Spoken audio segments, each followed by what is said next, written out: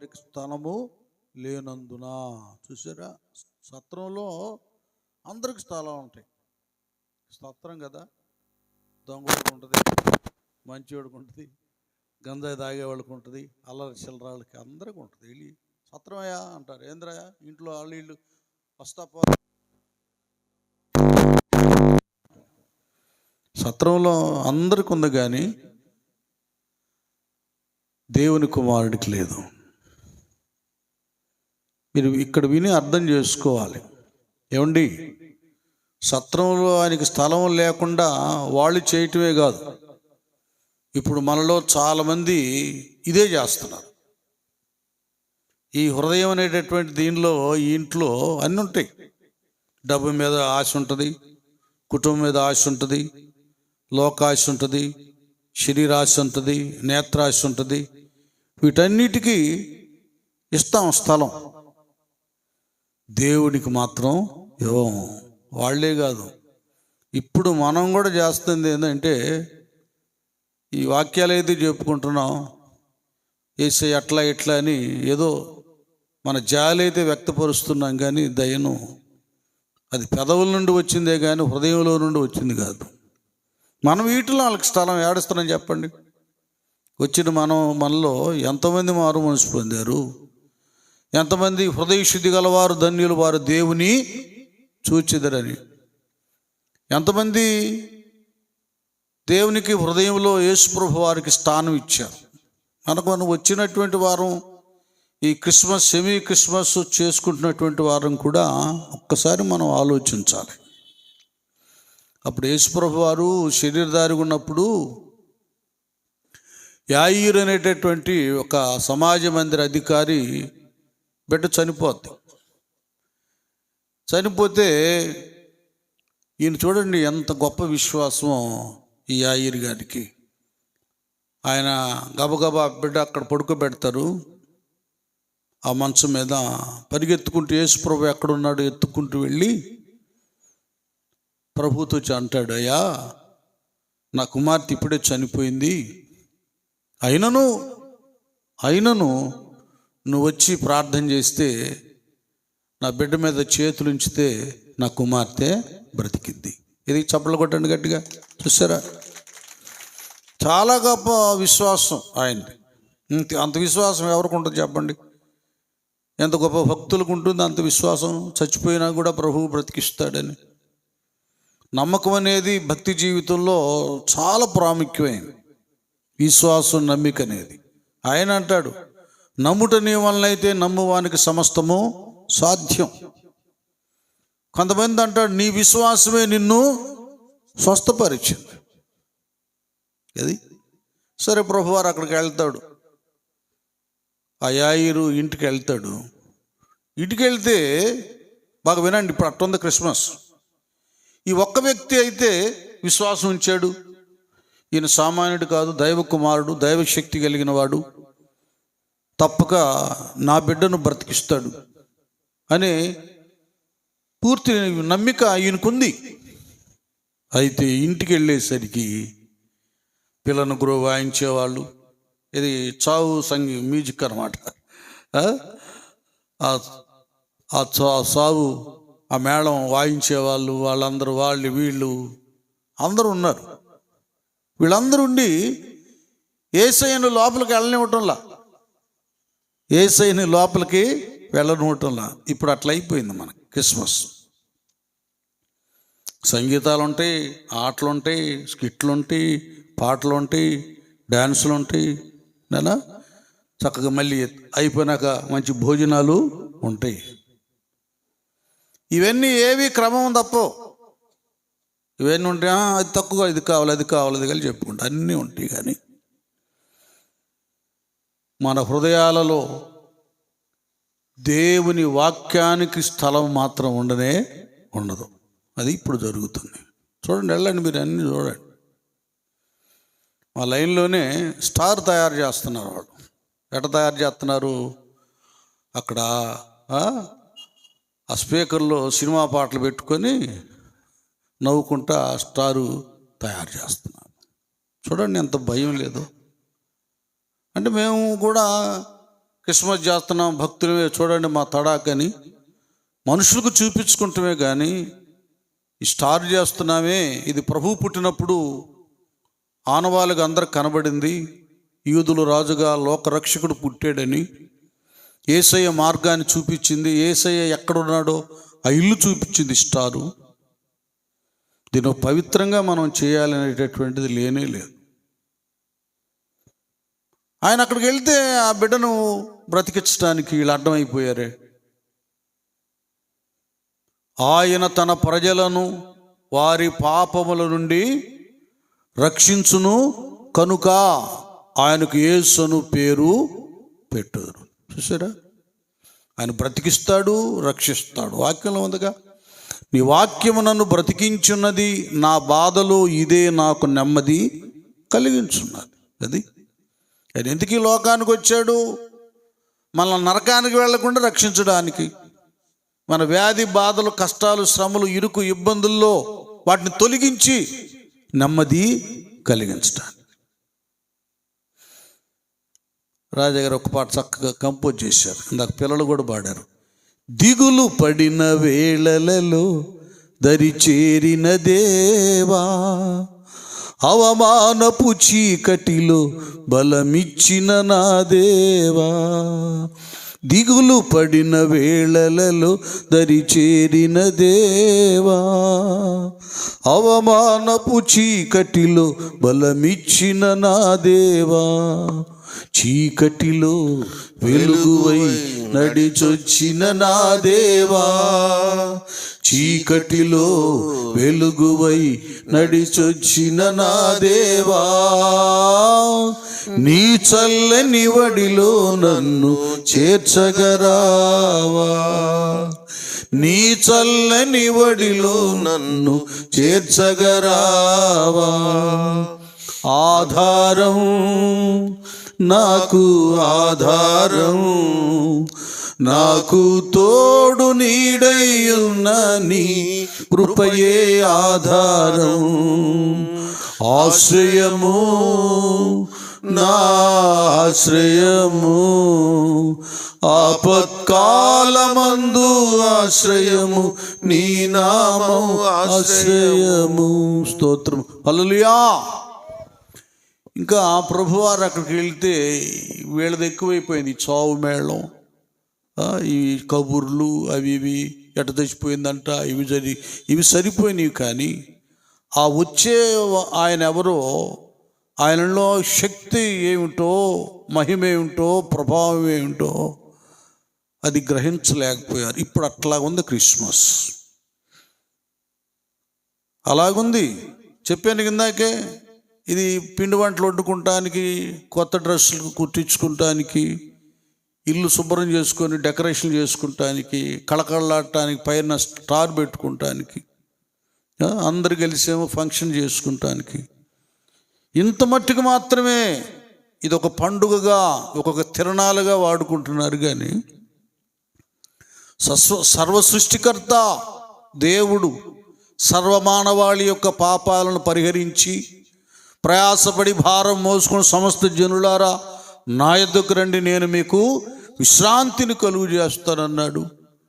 అలాంటి విశ్రాంతిని కలుగు చేసే దైవనామ స్మరణ చేసుకుంటా ఉన్నాం కనుక ఆ ప్రభువుకి మన గుండెల్లో స్థానమిద్దాం.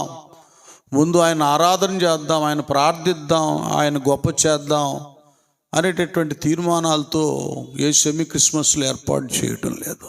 పాస్టర్లు కూడా ఆ రంగులు వేయటం, పిల్లలకి ఈ రంగులు వేయటం, ఈ డాన్సులు వేయటం, ఆ డాన్సులు వేయటం, ఇంకేంది వాళ్ళు ఎంత ఇచ్చారంట, వీళ్ళు ఎంత ఇచ్చారంట, అది చేద్దాం ఇది చేద్దాం, ఇదే లోక తిరణాలే జరిపోయింది. కానీ దేవుణ్ణి తమ హృదయాల్లో ఆహ్వానించి ఆయనలో ఉన్న శక్తిని, రక్షణానందాన్ని గమనించే స్థితి లేదు, అంత తారుమారైపోయింది.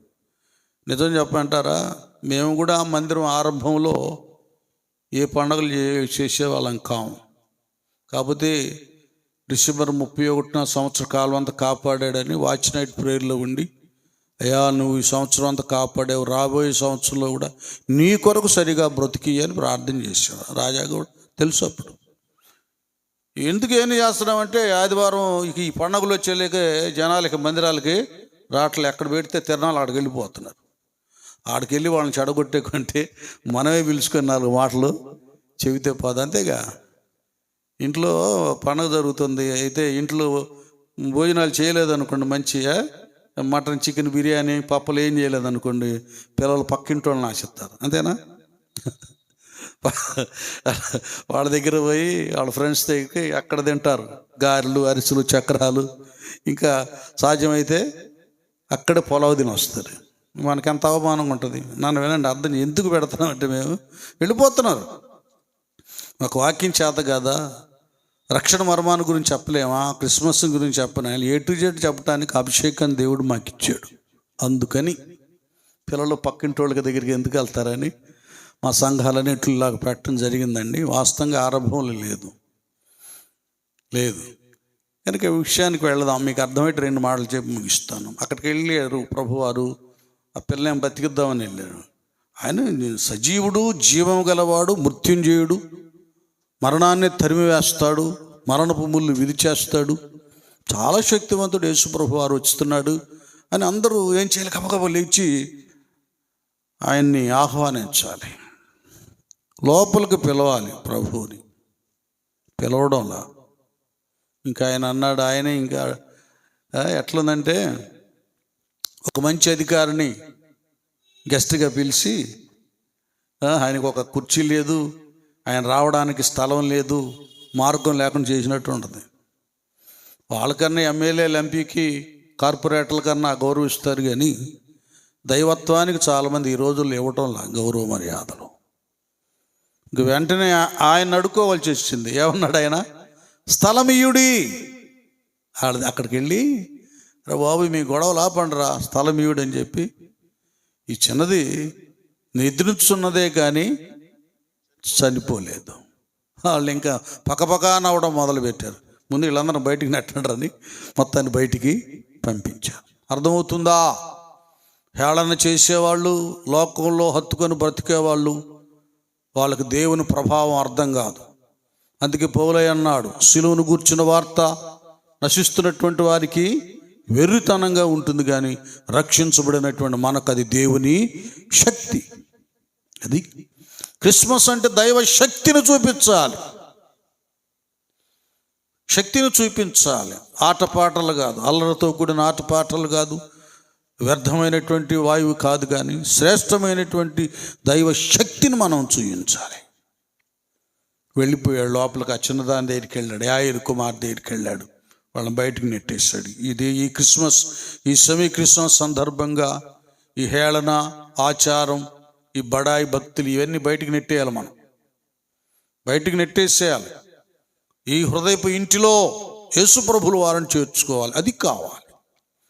ఎప్పుడైతే ఆ ఇంట్లో ప్రభువారు కాలు పెట్టారో, చూడండి ఎలాగుంది, ఆ ఇంట్లో కాలు పెట్టారో, చనిపోయినట్టంటే చిన్నదాని దగ్గర, టీనేజ్లో ఉన్న బిడ్డ అనమాట, చిన్నదానా లే అమ్మాయి, లే అమ్మాయి అన్నాడు. ఇంకంతే. మనం అట్లా పిల్లల్ని, రే 6 అయింది ఇంకా లేవలేదు, హోంవర్క్ చేసుకోవా, బ్రష్ చేయవా, స్నానం చేయవా, కాన్వెంట్ టైం అవుతుంది, లే పెట్ పెట్ పెట్ కొట్టి లేపుతాము. నిద్రపోయాడు, అబ్బా లేస్తున్నాను మమ్మీ, లేస్తున్నాడు డాడీ అని ఎలాగ లేస్తాడు? చనిపోయినటువంటి ఈ టీనేజ్లో ఈ చిన్నదాన్ని, 13-14 సంవత్సరాల వయసున్న బిడ్డని, చిన్నదానా అమ్మాయి లే అన్నాడు. ఇంకంతే.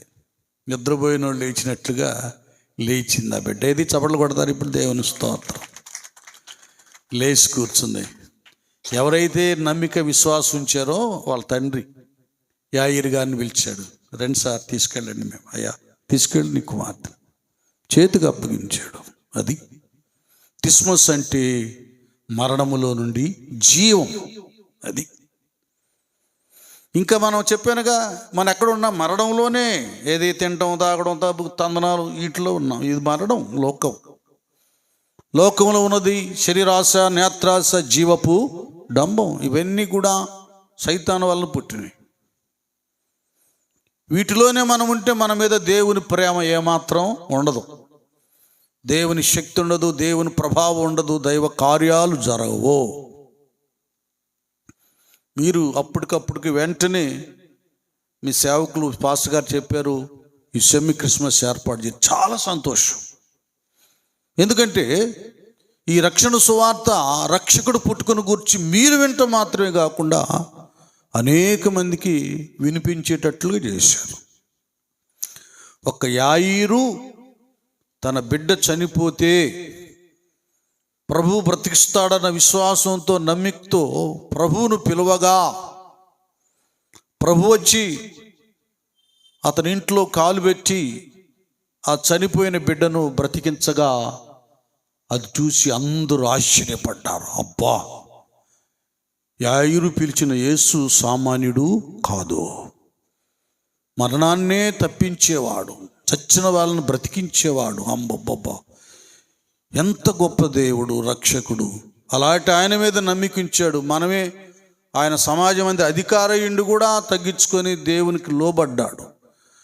మనం చిట్టా పెట్ట వాళ్ళం, పిల్ల ఇలాంటి వాళ్ళు మనకు లేదా నమ్మిక. ఇప్పుడు దాకా నవ్వాం, ఆయన ఎగతాళి చేసాం, నిద్రపోతుందంటే ఆయన వస్తుంటే లోపలికి రాని అడ్డంగా ఉన్నాం ఈ చావు మేళాలతో, చూసారా? కాబట్టి మీకు మంచి అవకాశం అండి. ఇక్కడ షాలేం బ్లెస్సింగ్ చర్చ్ అనబడేటటువంటిది ఏదో ఎక్కడి నుంచో ఏదో వస్తుంది, ఏదో చేయాలని కాదు, కానీ రక్షకుడు యేసుప్రభులు వారు ఉన్నారు. ఆకాశం క్రింద మరి ఏ నామమున రక్షణ లేదు. ఆయనే మార్గము, సత్యము, జీవము. ఆయన మాట విని ఆయన పంపిన వాని యందు విశ్వాసం ఉంచువాడు నిత్య జీవం గలవాడు. వాడు తీర్పులోనికి రాక మరణములో నుండి జీవములోనికి దాచి ఉన్నాడు. ఇది పరలోకపు గవిని. మానవునికి జంతువులు పక్షుల్లాగా కేవలము శరీరము ప్రాణం మాత్రమే కాదు, సర్వమానవాళికి ఆత్మ అనేది ఒకటి ఉంది. ఆత్మకి చావు లేదు. ఒక్క మాట చెప్పి ముగిస్తా. ఈ ఆత్మ ఈ కట్టిలో ఉన్నంత వరకు దీనికి ప్రాణం ఉండి బ్రతికేడు, మాట్లాడతాం, తింటాం, త్రాగుతాం కదా, సంచరిస్తాం. ఈ ఆత్మ ఇందులో నుంచి బయటికి వెళితే మరణం అనేది వస్తుంది. ఇది ఇక్కడ మనం ఈ కట్టెలో ఉన్నప్పుడు ఆత్మ ఉంటుంది, దీని నుంచి వెళ్ళిపోయినప్పుడు ఆత్మకు చావు ఉండదండి. అక్కడ దేవుని దగ్గరికి వెళుతుంది. ఆయన ఏం చేస్తాడంటే ప్రకటనలో రాయబడ్డట్టుగా వాని క్రియలు చొప్పున ప్రతి వానికి ఆయన ఏమిస్తాడు? జీతం ఇస్తాడు. నువ్వు సత్క్రియలు చేసి పవిత్రంగా బ్రతికి నీతి న్యాయములతో జీవించి ప్రభువునందు విశ్వాసం ఉంచి భక్తి బ్రతుకు నీకున్నట్లయితే నిత్య జీవములో అంటే స్వర్గములో, పరలోకంలో ప్రవేశిస్తాం. అది లేదనుకో, పాపంలో పుట్టి పాపంలో పెరిగి పాపాలు చేస్తూ పాపం వలన వచ్చి జీతం మరణం. ఈ పాప క్రియలు, దుష్క్రియలు మనలో ఉంటే పాపం వలన వచ్చి జీతం మరణము, నరకానికి వెళ్తాం. ఈ ఆత్మకు చావు లేదు. ఇక్కడ కట్టిలో ఉంటుంది, నరకంలో అలమటిస్తుంది. అదే స్వర్గంలో అయితే దైవరాజ్యములు దైవదూతలతో వారితో పాటు దూతల వలె హల్లెలూయా పాటలు పాడుతుంది. అది అందుకే అంటాడు జక్కీ దగ్గర, నశించిన దానిని వెతకి రక్షించుటకు మనిషి కుమారుడి లోకానికి వచ్చాడు. అది ఎవరు నశిస్తుంది? మానవాత్మ నశించిపోతుంది. ఆ నశిస్తున్న ఆత్మను వెతకి రక్షించడానికే పరలోకానికి వదిలిపెట్టేసి భూలోకానికి వచ్చి అక్కడ ఆయన పుట్టి ఆయన పడుకుంటానికి ఈ చల్లోనే ఈ శిశువుగా ఉన్న యేసును చంపేద్దాం అనుకున్నాడు దుష్టుడు. అందుకే సత్రంలో కూడా ఆయనకి స్థలము లేదు. చివరికి పశువులు పశువులు ఏమంటే పాపం మౌనంగా ఉంటాయి. అక్కడ ఆ పశువులు మేత తొట్టి ఒకటి ఉంటుంది, అందులో వేస్తారు, పశువులు మేస్తారు. ఆ కుడి తొట్టి లాంటిది అనుకోండి, అందులో ఆయన్ని పొత్తిగుడ్డలతో చుట్టి పడుకోబెట్టారు. ఎందుకు ఆయనకి పొత్తిగుడ్డలు ఎందుకు? ఆ తగ్గింపు ఎందుకు? ఆ దీనత్వం ఎందుకంటే నీకు నాకు మనందరికీ రక్షణ వస్త్రాన్ని రక్షణ ద్వారా ధరింపచేసి ఈ లోక మాలిన్య జీవితం కాకుండా పరలోకంలో నా తండ్రి ఇంట అనేక నివాసములు గలవు, లేని ఎడల నేను మీతో చెప్పుదును. నేనుండు స్థలానికి మరలా నేను మిమ్మల్ని తీసుకుని వెళ్ళడానికి నేను రెండవ రాకడలో వస్తానని పునరుద్ధరణైన ప్రభు శిశు బృందంతో చెప్పాడు. మనందరికీ పశువుల శాల తొట్టిక పాక కాకుండా బంగారు వీధులు కలిగినటువంటి ఆ పట్టణము, అందులో రత్నములు ముత్యముల చేత అలంకరించబడిన నివాసములలో మనం నివసింపజేయడానికి ఆయన ఇక్కడ నక్కలకు బరియలు ఉన్నాయి, ఆకాశ పక్షులకు గూళ్ళు ఉన్నాయి. మనిషి కుమారుడు తలవాల్చటానికి కూడా స్థలము లేకుండా పోయింది. అది మన కొరకు ఇంత దీనత్వాన్ని, కష్టాన్ని, నష్టాన్ని కదా, తుదకి మరణాన్ని కూడా అనుభవించి మృత్యుంజయుడు ఈ 3వ దినాన్ని లేచాడు. ఆ ప్రభు మరలా రాబోతున్నాడు. ఈ సెమీ క్రిస్మస్లు కాదు, రాకడ కొరకు మనందరం ఏం కావాలి? సిద్ధపాటు కలిగి ఉండాలి. అందుకే హెబ్రీ గ్రంథకర్త ఒక మాట అంటాడు, ఇంకా ప్రార్థనే చూడండి. హెబ్రీకి రాసిన పత్రిక 9. దేవునికి స్తోత్రం. చాలా వండర్ఫుల్ వర్డ్ అనమాట. ఇప్పుడు మనం చేయాల్సింది ఏంటంటే భక్తులు, ఇదొక్కటి మనం హెబ్రీ 9:28 27 నుంచి మనుషులు ఒక్కసారే మృతి పొందవలన నియమింపబడను, ఆ తర్వాత తీర్పు జరుగు.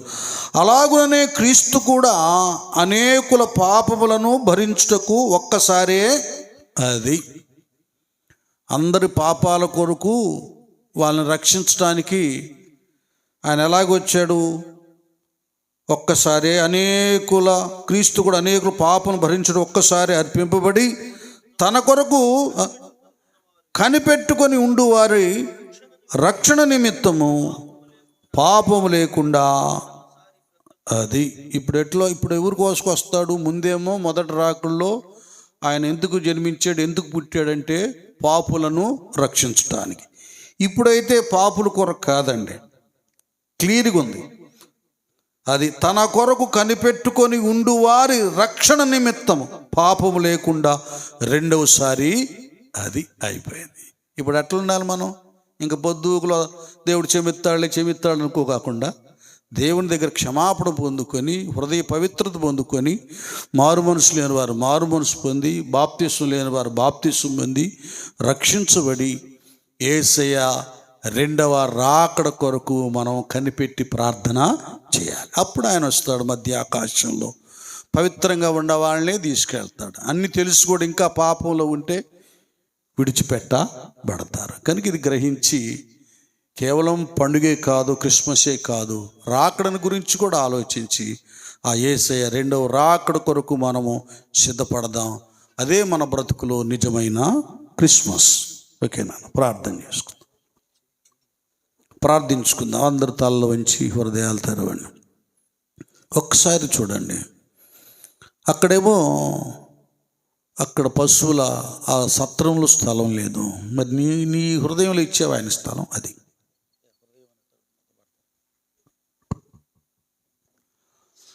అందరూ ఒక్క నిమిషం. హల్లెలూయా, హల్లెలూయా.